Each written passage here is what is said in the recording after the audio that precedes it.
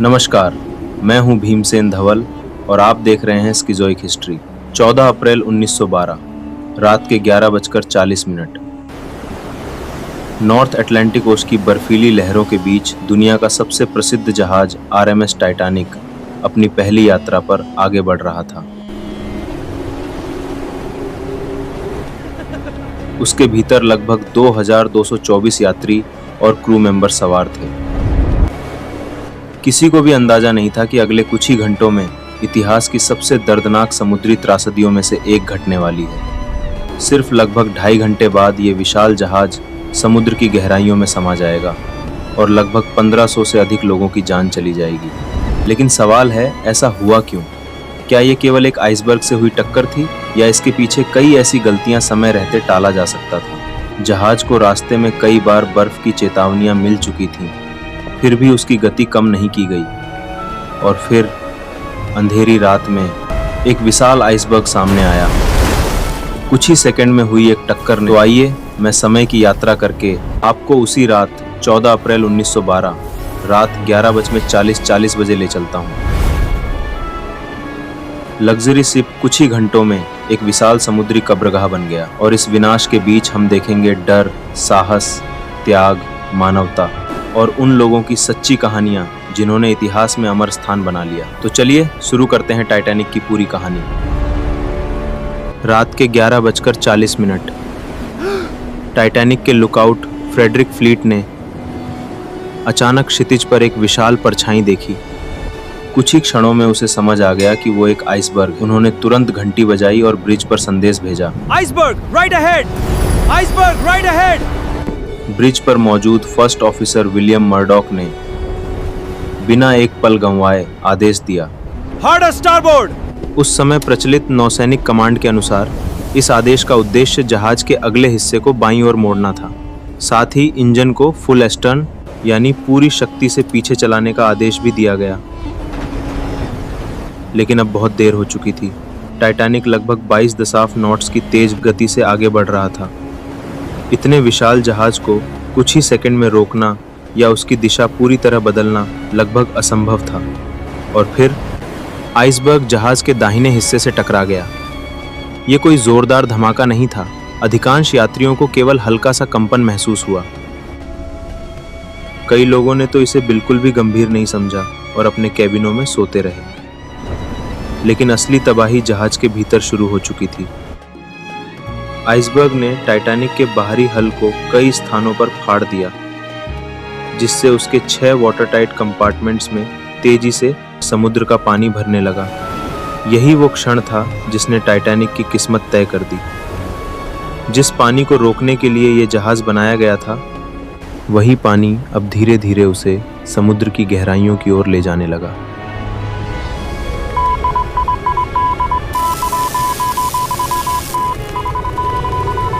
Titanic से पहला distress signal भेजा गया। आसपास मौजूद जहाज़ों को सहायता के लिए संदेश प्रसारित किया गया। लेकिन विडंबना ये थी कि जहाज़ पर मौजूद अधिकांश यात्रियों को अभी भी अंदाज़ा नहीं था कि टाइटैनिक वास्तव में डूब रहा है। ऊपरी डेक पर सब कुछ लगभग सामान्य दिखाई दे रहा था। जहाज़ अभी भी समुद्र की शांत लहरों पर था, सतह पर तैर रहा था और पानी मुख्य रूप से निचले हिस्सों में भर रहा था। इसलिए कई लोगों को विश्वास ही नहीं हो रहा था कि इतना विशाल जहाज खतरे में हो सकता है। जब अधिकारियों ने यात्रियों को लाइफ बोट्स की ओर जाने के लिए कहा, तो कई लोग असमंजस में पड़ गए। अगर सब कुछ ठीक है तो जहाज क्यों छोड़ें? यही सोचकर कई यात्रियों ने शुरुआत में लाइफ बोट्स में बैठने से भी इनकार कर दिया। स्थिति को और गंभीर बना रही थी एक और बड़ी समस्या। टाइटैनिक पर मौजूद लाइफ बोट्स की संख्या सभी यात्रियों के लिए पर्याप्त नहीं थी और जो लाइफ बोट्स उतारी भी गईं, उनमें से कई अपनी पूरी क्षमता से काफ़ी कम लोगों के साथ रवाना हुई। धीरे धीरे जब जहाज का झुकाव बढ़ने लगा, तब लोगों को वास्तविक खतरे का एहसास हुआ। कुछ ही मिनटों में शांत माहौल घबराहट और अफरा तफरी में बदल गया। अधिकारियों ने विमेन चिल्ड्रन फर्स्ट के नियम को लागू किया और सबसे पहले महिलाओं तथा बच्चों को सुरक्षित भेजने का प्रयास किया। अधिकांश यात्रियों ने इस नियम का सम्मान किया, लेकिन भय के उस माहौल में कुछ लोगों ने किसी भी तरह लाइफ बोट्स पहुंचने की कोशिश भी की। दूसरी ओर क्रू के कई सदस्य अंतिम क्षण तक व्यवस्था बनाए रखने में जुटे रहे। कुछ अधिकारियों ने भीड़ को नियंत्रित करने के लिए हथियारों का सहारा लिया ताकि निकासी प्रक्रिया व्यवस्थित ढंग से जारी रह सके। लेकिन जैसे जैसे समय बीत रहा था, टाइटैनिक पर नियंत्रण कम होता जा रहा था और समुद्र के बीच मानव भय अपने चरम पर पहुंचने लगा। रात 12:30 से 1:15 के बीच का समय टाइटैनिक की सबसे निर्णायक घड़ियों में से एक था। समुद्र का पानी लगातार जहाज के अंदर भरता जा रहा था। एक एक करके आगे के कंपार्टमेंट्स पानी में डूबने लगे और जहाज का अगला हिस्सा यानी बाव धीरे धीरे समुद्र में समाने लगा। जैसे जैसे बाव नीचे जाता गया, जहाज का पिछला हिस्सा यानी स्टर्न ऊपर उठने लगा। अब यह स्पष्ट हो चुका था कि टाइटैनिक को बचाना संभव नहीं है। जहाज पर घबराहट तेजी से फैलने लगी। लोग अपने परिवारों को बचाने की कोशिश कर रहे थे। हर कोई किसी तरह एक लाइफ बोट तक पहुंच जाना चाहता था। क्रू के सदस्य अंतिम क्षण तक लाइफ बोट्स को समुद्र में उतारने में लगे रहे। लेकिन एक बड़ी त्रासदी ये थी कि शुरुआती कई लाइफ बोट्स अपनी पूरी क्षमता से कम यात्रियों के साथ ही रवाना हो चुकी थीं। इस बीच जहाज पर अभी भी लगभग 1500 से अधिक लोग फंसे हुए थे, जिनके लिए अब कोई सुरक्षित स्थान नहीं बचा था। रात लगभग 1:25 अंतिम लाइफ बोट्स में से एक कोलैप्सिबल डी भी समुद्र में उतार दी गई। उसके बाद टाइटैनिक पर बच निकलने का लगभग हर रास्ता समाप्त हो चुका था। अब ये दौड़ किसी सीट की नहीं बल्कि जीवन और मृत्यु की थी। अगले कुछ मिनटों में तय होना था कौन समुद्र की इस भयावह रात से जीवित लौटेगा और कौन हमेशा के लिए इतिहास का हिस्सा बन जाएगा। रात लगभग 1:15 स्थिति और भी भयावह हो गई। जैसे जैसे जहाज के आगे वाले हिस्से में पानी भरता गया, टाइटैनिक पर पड़ने वाला दबाव लगातार बढ़ने लगा। आगे का हिस्सा समुद्र में नीचे खिंच रहा था, जबकि पिछला हिस्सा ऊपर उठता जा रहा था। इस असंतुलित मझधारी हो भार ने जहाज की संरचना पर इतना जबरदस्त दबाव डाला कि उसका हल बीच से टूटने लगा। लगभग 2:20 से कुछ ही समय पहले टाइटैनिक का विशाल ढांचा 2 हिस्सों में बैठ गया। बाव तेजी से समुद्र की गहराइयों में समा गया, जबकि स्टर्न कुछ क्षणों के लिए लगभग सीधा खड़ा हो गया। नॉर्थ अटलांटिक ओशन का पानी लगभग -डिग्री सेल्सियस के आसपास था। इतनी ठंड में अधिकांश लोगों के लिए कुछ ही मिनटों तक जीवित रह पाना बेहद कठिन था। कई लोगों की मृत्यु हाइपोथर्मिया और ठंडे पानी के घातक प्रभावों के कारण हुई। लेकिन उस रात का सबसे दर्दनाक दृश्य केवल डूबता हुआ जहाज नहीं था, वो थी समुद्र में गूंजती सैकड़ों लोगों की मदद के लिए पुकारें। अंधेरे, ठंड और निराशा के बीच उनकी आवाज़ें दूर तक सुनाई दे रही थीं और फिर धीरे धीरे वे आवाज़ें भी शांत हो गईं। रात लगभग 2:20 आरएमएस टाइटैनिक पूरी तरह से नॉर्थ अटलांटिक ओशन की गहराइयों में समा चुका था। दुनिया का सबसे भव्य और कभी न डूबने वाला कहलाने वाला जहाज अब इतिहास की सबसे बड़ी समुद्री त्रासदियों में बदल चुका था। समुद्र की गहराइयों में समा चुका था। लेकिन ये कहानी यहीं समाप्त नहीं होती। अब समुद्र की काली रात में लगभग 710 लोग लाइफ बोट्स में जीवित थे। उनके सामने कई घंटे इंतजार असहायता से भरे होने वाले थे। रात 2:20 से लेकर लगभग सुबह 4 बजे तक नॉर्थ अटलांटिक ओशन की बर्फीली हवाओं के बीच वे समुद्र में तैरते रहे। चारों ओर घना अंधेरा था, तापमान जानलेवा था और सबसे दर्दनाक, वे उन लोगों की मदद के लिए पुकारें सुन रहे थे जो कुछ ही दूरी पर बर्फ जैसे ठंडे पानी में जीवन के लिए संघर्ष कर रहे थे।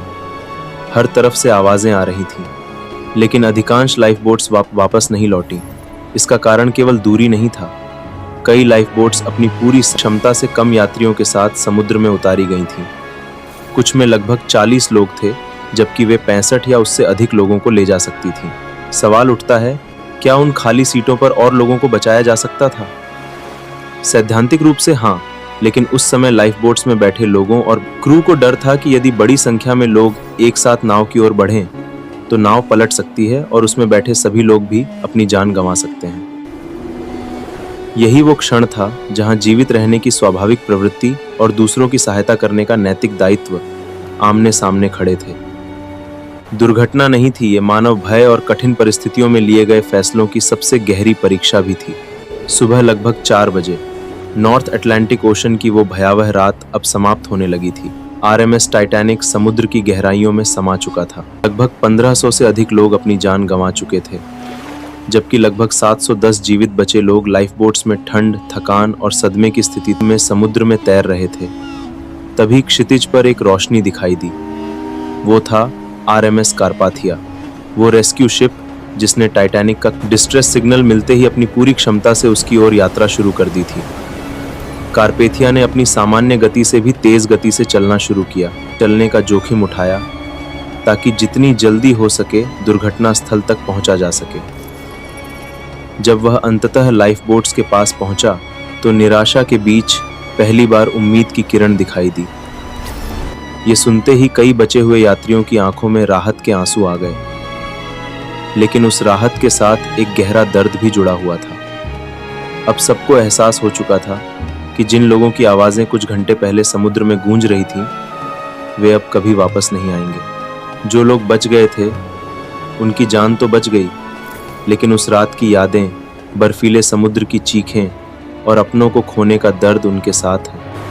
पूरी जिंदगी टाइटैनिक केवल एक जहाज नहीं डूबा था, उस रात हजारों सपने, अनगिनत जिंदगियां हमेशा के लिए बदल गई थीं। टाइटैनिक की त्रासदी केवल एक समुद्री दुर्घटना नहीं थी, ये साहस, त्याग और मानवीय मूल्यों की भी कहानी थी। उस रात कई लोगों ने ऐसे निर्णय लिए जो आज भी इतिहास में याद किए जाते हैं। जॉन जेकब एस्टर फोर्थ उस समय दुनिया के सबसे धनी व्यक्तियों में से एक थे। उन्होंने अपनी गर्भवती पत्नी मैडलिन एस्टर को सुरक्षित लाइफ बोट में बैठाया, लेकिन स्वयं जहाज पर ही रुक गए। वो उस रात जीवित नहीं बच सके। बेंजामिन गुगनहाइम, एक प्रसिद्ध उद्योगपति, ने भी भागने के बजाय शांत रहने का निर्णय लिया। कहा जाता है कि उन्होंने अपना औपचारिक इवनिंग ड्रेस पहना और अपने सहायक से कहा, We've dressed in our best and are prepared to go down like gentlemen.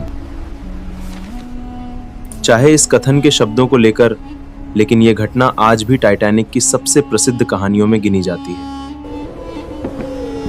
जहाज के कैप्टन एडवर्ड स्मिथ को आखिरी बार ब्रिज के आसपास देखा गया।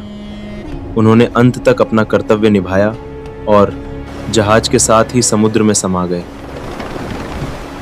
वहीं फर्स्ट ऑफिसर विलियम मर्डॉक ने अंतिम क्षणों तक विमेन एंड चिल्ड्रन फर्स्ट के सिद्धांत के अनुसार निकासी कराने का प्रयास किया। वो भी उस रात जीवित नहीं बच सके, लेकिन टाइटैनिक के असली नायक केवल यही लोग नहीं थे। म्यूजिशियंस, इंजीनियर्स और कई साधारण यात्री भी थे जिन्होंने दूसरों की जान बचाने के लिए अपने जीवन की परवाह नहीं की। आज इतिहासकार इस बात पर चर्चा करते हैं कि इन निर्णयों में व्यक्तिगत इच्छा कितनी थी और उस समय के समाज, लेकिन एक बात निर्विवाद है, उस बर्फीली रात कई लोगों ने, और यही साहस, त्याग और मानवता टाइटैनिक की सबसे अमर विरासत बन गया। टाइटैनिक की दुर्घटना के बाद दुनिया केवल शोक में नहीं डूबी, बल्कि एक बड़ा सवाल भी सामने आया। आखिर यह हादसा हुआ कैसे और क्या इसे रोका जा सकता था? इसी प्रश्न का उत्तर खोजने के लिए तुरंत जांच शुरू की गई। संयुक्त राज्य अमेरिका में यूएस सेनेट इंक्वायरी और ब्रिटेन में ब्रिटिश रेक कमीशन इंक्वायरी आयोजित की गई। हजारों पन्नों के दस्तावेज, गवाहों के बयान और तकनीकी विश्लेषण के बाद कई महत्वपूर्ण निष्कर्ष सामने आए। जांच में पाया गया कि यह दुर्घटना किसी एक गलती का परिणाम नहीं थी, बल्कि कई गंभीर चूकों का संयुक्त परिणाम थी। जहाज बर्फ वाले क्षेत्र में अपेक्षा तेज गति से आगे बढ़ रहा था।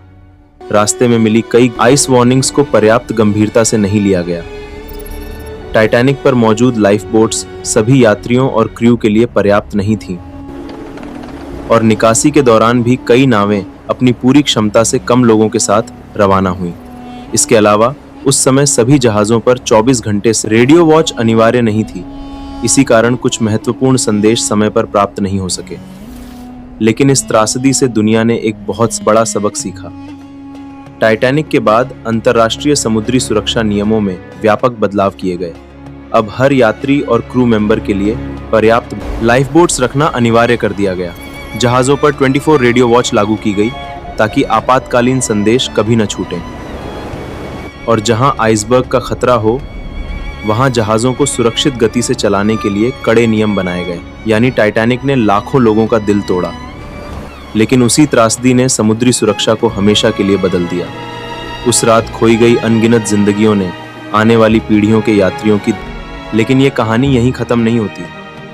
अगर आप टाइटैनिक की एकदम डिटेल में फुल डॉक्यूमेंट्री देखना चाहते हैं, जिसमें टाइटैनिक कब और कैसे बना, उसके अंदर का पूरा डिजाइन कैसा था, फर्स्ट क्लास, सेकंड क्लास और थर्ड क्लास में क्या क्या था, इंजन कैसे काम करते थे, यात्रियों की जिंदगी कैसी थी, दुर्घटना की हर मिनट की टाइमलाइंस और टाइटैनिक से जुड़े लगभग हर महत्वपूर्ण तथ्य विस्तार से बताए गए हैं। तो उस फुल डॉक्यूमेंट्री का लिंक आपको नीचे डिस्क्रिप्शन में मिल जाएगा।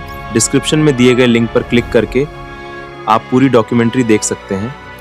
अगर आपको ये वीडियो पसंद आई हो और इससे कुछ नया सीखने को मिला हो तो सिजोइक हिस्ट्री को सब्सक्राइब ज़रूर करें, वीडियो को लाइक करें और कमेंट करके बताइए कि अगली डॉक्यूमेंट्री आप किस विषय पे देखना चाहते हैं। मैं हूं भीमसेन धवल, आप देख रहे थे सिजोइक हिस्ट्री। फिर मिलेंगे इतिहास विज्ञान की एक नई, रोमांचक और सच्ची कहानी के साथ। हमारी इस यात्रा में हमेशा साथ रहने के लिए धन्यवाद।